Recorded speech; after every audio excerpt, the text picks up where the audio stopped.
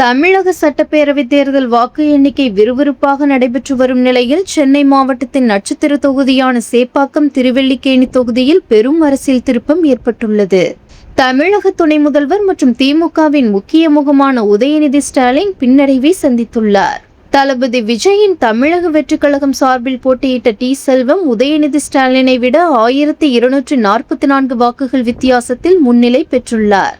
திமுகவின் அசைக்க முடியாத கோட்டையாக கருதப்படும் சேப்பாக்கத்தில் முதல் தேர்தலிலேயே தவேக வேட்பாளர் முன்னிலை வகிப்பது அரசியல் வட்டாரத்தில் பெரும் அதிர்ச்சியை ஏற்படுத்தியுள்ளது.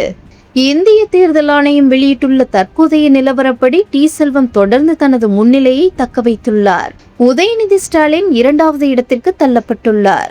அதிமுக மற்றும் நாம் தமிழர் கட்சி வேட்பாளர்கள் அடுத்தடுத்த இடங்களில் உள்ளனர். தமிழகம் முழுவதும் தவேக 100க்கும் மேற்பட்ட தொகுதிகளில் முன்னிலை வகித்து வரும் நிலையில் இந்த தொகுதியின் முடிவு ஒட்டுமொத்த அரசியலில் ஒரு மைல்கல்லாக கருதப்படுகிறது.